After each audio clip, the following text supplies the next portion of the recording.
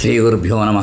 గురుబ్రహ్మ గురువిష్ణు గురుదేవో మహేశ్వర గురు సాక్షాత్ పరబ్రహ్మ తస్మై శ్రీ గురవే నమ. సదాశివ సమారంభం వ్యాసశంకర మధ్యమాం అస్మదాచార్య పర్యంతం వందే గురు పరంపరాం. నారాయణం నమస్కృత్య నరం చైవ నరోత్తమం దేవీం సరస్వతీం వ్యాసం తతో జయముదీరయేత్. అపార కరుణాసింధం జ్ఞానం శాంతరూపిణం శ్రీ చంద్రశేఖర గురుం ప్రణమాముదాన్వహం. శ్రీ గురుభ్యో నమ. కృష్ణం వందే జగద్గురుం మహాగణాధిపతే నమ. వచన భాగవత పారాయణం ఎపిసోడు ఇవాళ 12 చెప్పుకోవాలి. 11 ఏం చెప్పుకున్నాము అంటే, భగవంతుడే ద్రవ్య కర్మ కాలము స్వభావం దిగుడను వాటికి ఆధారం. ఈయన అనుగ్రహం వల్లనే పైన చెప్పిన 5 లభించును, కానీ ఆయన ఉపేక్షతో ఇవన్నీను కలుగదు. ఇక్కడితో ఆపుకున్నాం. ఇప్పుడు ఎపిసోడ్ 12 చెప్పుకుందాం, కంటిన్యూషన్. నారాయణుడు యోగనిద్ర నుండి లేచినప్పుడు ఇటున్నట్టుగా కదలగా ఆయన శరీరం లోపల ఆకాశం నుండి ఇంద్రియ బలం సహా అంటే మనోబలం, బలము, శారీరక బలం ఉత్పన్నములయ్యాను. శరీరము వీడిపోయినప్పుడు ఇంద్రియములు చైతన్యరహితములు అవును. ప్రాణము వేగవంతమైనప్పుడు విరాట్ పురుషులకు కలిగిన కోరికల మేరకు ఆయా ఇంద్రియముల చేత నా శక్తుల అనుభవం కలుగుట చేత శ్రోత్రాది ఇంద్రియములు, శబ్దాది విషయములు, శబ్ద స్పర్శ రూప రస గ్రంథములను శబ్దస్పర్శ రూప రస గంధములు గంధములను గ్రహించు. ఈ విషయములను వాటి అధిష్టాన దేవతలను వలను అహంకారం నుండి ఉత్పన్నములయ్యను. మనస్సే సకల వికారములకు ఉత్పత్తి స్థానం. సమస్త పదార్థములను కూర్చిన విజ్ఞానమును కలిగించున్నది బుద్ధి. ఇంతవరకును నేను భగవంతుని యొక్క స్థూల రూపమును వర్ణించితిని. కర్మలను బట్టి జీవులకు శుభములు, అశుభములు, మిశ్రితములు అను 3 విధములకు గతులు ఉండును. పరీక్ష మహారాజా, త్రివిధములకు సత్వ రజ స్తమోగుణముల ప్రాధాన్యమును బట్టి జీవులు 3 రీతుల అంటే దేవ, మనుష్య, నీచ యోనుల్లో జన్మించరు. జగత్పాలనకై పరమేశ్వరుడు విష్ణు రూపమును స్వీకరించి దేవ, మనుష్య, పశుపక్ష్యాది రూపములలో అవతరించును. ఆ ప్రభు విశ్వము యొక్క సృష్టి స్థితి లయములను లీలామాత్రమున నెరపును. అన్ని కల్పములందును సృష్టి క్రమము ఒకే విధముగానే ఉండును.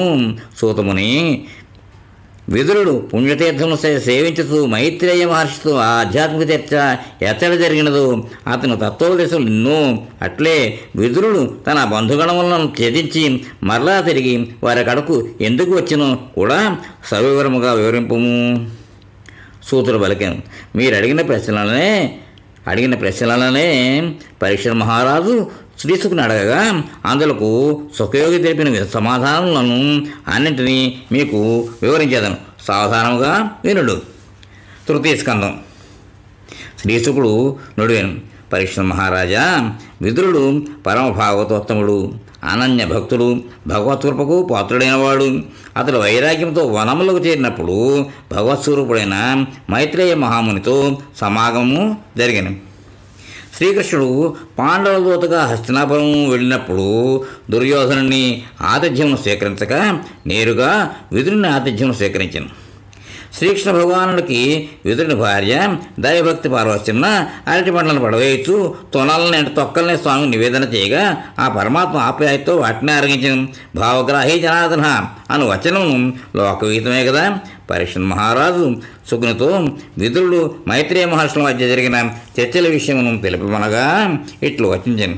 ధృతరాష్ట్రుడు తన పుత్రవాత్సల్యముతో దుర్యోధనుని అధర్మములను ఆమోదించుతూ ధర్మము తప్పి పాండవులకు న్యాయముగా రావలసిన రాజ్యమును అపహరించి కపటయుత్తములను ఓడించి అనేక కష్టములకు గురి చేసి అరణ్య అజ్ఞాతవాసములకు వెడలు కొట్టినప్పటికీ సాధు స్వభావుడైన ధర్మరాజు ధర్మమునకు కట్టుబడి వనవాసం ముగించుకుని తమ రాజ్యం తీసుకున్నట్టుగా శ్రీకృష్ణుని రాయబారిగా హస్తినాపురమునకు పంపిరి. అట్టి సమయమున శ్రీకృష్ణుడు చెప్పిన ధర్మవచనములను ఎంత మాత్రం ఆచరింపలేదు. అప్పుడు ధృతరాష్ట్రుడు విదురుని తగిన సలహా కొరకై కోరగా విదురుడు సముచితమైన సూచనలు ఇచ్చెను. రాజనీతి శాస్త్రములంతో ఆరితేరిన వారు ఆ పలుకులను విదురునీతిగా వచించరు. విదురుడు పలికెను, అన్నా ధృతరాష్ట్ర, అజాతశత్రువైన ధర్మరాజునడా నీవు చేసిన అపరాధములు దుస్సాములు అంటే సహింపురానివి. అతడు శాంతమూర్తి వాటిని అన్నింటినీ ఓర్చుకును కనుక అతని రాజ్యభాగము అతనికి ఇచ్చుట ఎంతయో న్యాయం. వంశక్షేమమునకై వెంటనే అతన్ని ఒక్కడినే పరిచయము అనగానే దుర్యోధన పట్టణ కోపంతో ఊగిపోయి సాధు స్వభావుడు సత్పురుషులకు ఆదరణీయుడు అయిన విదురుని తిరస్కరిస్తూ తోలనాడుతూ ఆ దుష్టుడు ఇట్లు పలికెను, కుటిలుడైన ఈ దాసీపుత్రుని ఇతడికి ఎవరు ఆహ్వానించింది? మా ఉప్పు తిని బలిస్తున్న ఇతడు మాకు వ్యతిరేకంగా శత్రువుల పక్షంలో మాట్లాడుతున్నాడు కనుక ఇతడిని ఎంతగా శిక్షించిన తప్పులేదు. కానీ ఇతడిని ప్రాణములతో పురం నుండి వెళ్ళగొట్టడు.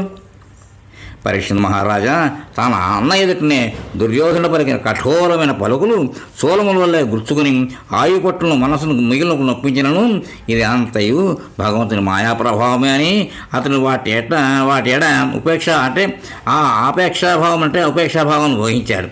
పిమ్మట అతడు తన ధనుర్బాణం ద్వారముఖండి ఉంచి హస్తినాపురం నుండి వెళ్ళిపోయాను. విదురుడు తన జీవితమును సార్థకంగా నడుచుకున్నట్టుకై భూమండలంలో గల సకల పవిత్ర క్షేత్రమును దర్శించుటకై హస్తినాపురమును వీడి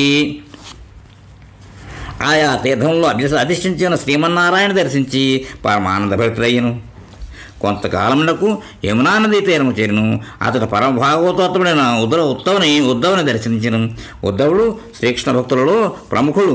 విదురుడు ఆ మహాత్ముని దర్శించినంతనే ప్రేమతో ఆయన గాఢము ఆలింగనం అనర్చుకుని శ్రీకృష్ణుని మిత్ర ముఖ్యులను గురించి శ్రీకృష్ణ భక్తులైన ప్రజల క్షేమ సమాచారాలను అడిగాను.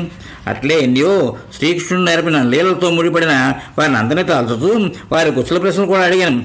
మిత్రమా ఉద్ధవా, శ్రీకృష్ణ భగవానుడు సకల లోకంలో వారికి సకల లోకంలో వారికి శరణ్యుడు. తనను ఆశ్రయించిన భక్తులపై అపారమైన కృపగలవాడు.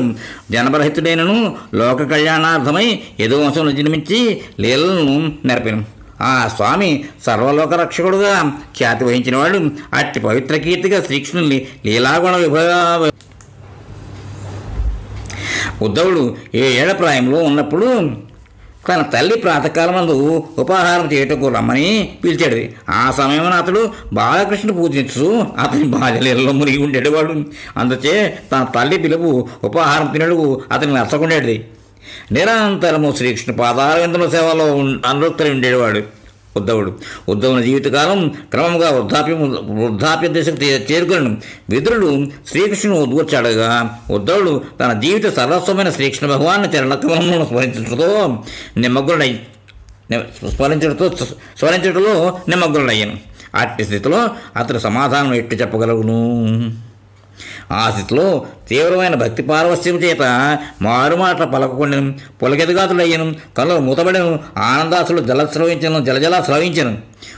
విదురుడు ఉద్ధవుని భక్త్యావేశములు అంచి ఈ భాగవతోడు ఎంతయో ధన్యాత్ముడు అని తలంచి పిమ్మట దేహస్ఫూర్తి కలిగి విదురుని ప్రస్తావనతో తనకు కలిగిన ఆనందములకు చికిత్సై కన్నులు తుడుచుకుని విదురుతో ఇట్లను ఉద్ధవుడు పలికెను.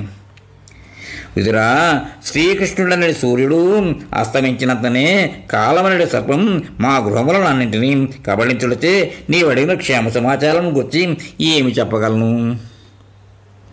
ఈ మానవులను దురదృష్టవంతులు యాదవులు ఇంకనూ భాగ్యహీనులు. ఎందుచేతనగా శ్రీకృష్ణుని పరమాత్మ గుర్తింపలేక కేవలం యాదవ ప్రముఖునిగా మాత్రమే భావించిరి. విదురా, అసత్తును ఆశ్రయించిన వారు భగవంతుని మాయలో చిక్కుకుందరు. కానీ భగవంతుని ఎందే తమ చిత్తములను సమర్పించిన వారి యొక్క బుద్ధి మాత్రము చిక్కుపడదు. సకల ప్రాణులకు అభయప్రదాత అయిన కంసులకు భయపడే రేపల్లకు చేరి నివసించిన అనంత శక్తిశాలి అయిన ప్రభు కాలయవనం చూసినంతనే భీతిల్లినవాని వలె మొదటిని తలుచుకున్నప్పుడు నా మనసు ఎంతో కలవరపడుతున్నది. విదురా, శ్రీకృష్ణుడు కంసును వధించిన వెంబట దేవకి వసుదేవులు పాదాభివందనం అనొచ్చి ఇట్లు పలికిన, అమ్మా నాన్న, కంసుని భయం కారణంగా మీ కడ ఉండి మీకు సేవ చేయలేకపోతుంది. మా ఈ అపరాధం క్షమింపుడు అని పలికిన ఈ మాటలు నా మనసును మెదిలినంతనే నేను సంభ్రమాశ్చర్యంలో లోనవుతుంటే కాలస్వరూపుడైన శ్రీహరి శ్రీకృష్ణుడు తన భృకుటి విలాసం మాత్రం ఉన్నాయి భూవారంతో రూపుమాపెను. అట్టి పరమాత్మ యొక్క పాద పద్మరేణులను సేవించిన వాడు ఎవ్వడును ఆయనను మరోసారడు. ఆ పురుషోత్తముని ఉత్తమ లక్షణమైన సకల ప్రాణులు మంచి ద్వేష బుద్ధులతో స్మరించడానికి శిశుపాలనకి రావణునికి రామావతారంలో ముక్తిని ప్రసాద్యం శ్రీకృష్ణుని బాల్యలీలలు ఆపాలుగాపాలము చూసి మురిస్తూ భక్తి ప్రేమ చనువు మొదలగు భావములతో ఆయనను ఎల్లవెళ్ళలా సమీపంలో ఉండి తమ జీవితమును సార్థకము నడుచుకున్నది. అనంతరము బాలకృష్ణుడు తన తల్లిదండ్రులైన దేవకీ వసుదేవులకు సుఖానందమును కూర్చుకున్న వరకు బలరామ సమేతముగా మధురకు వచ్చి కంసును సంహరించడం తన గురువైన సాందీపని మహర్షి ఒకసారి చెప్పినంతనే శ్రీకృష్ణుడు వేదములను సాంగోపాంగముగా షడంగాది సహితముగా పుక్కిటి పెట్టడం పిమ్మట ఆ స్వామి మృతుడైన గురుపుత్రుని పంచజనులను రాక్షసుని ఉదరం నుండి అంటే యమ సదనం నుండి సజీవునిగా తీసుకుని వచ్చి ఆ మహర్షికి గురుదక్షిణగా సమర్పించెను. ఇక్కడితో ఈ ఎపిసోడ్కి విరామం ఇద్దాం, తర్వాత కంటిన్యూ చేద్దాం. స్వస్తి.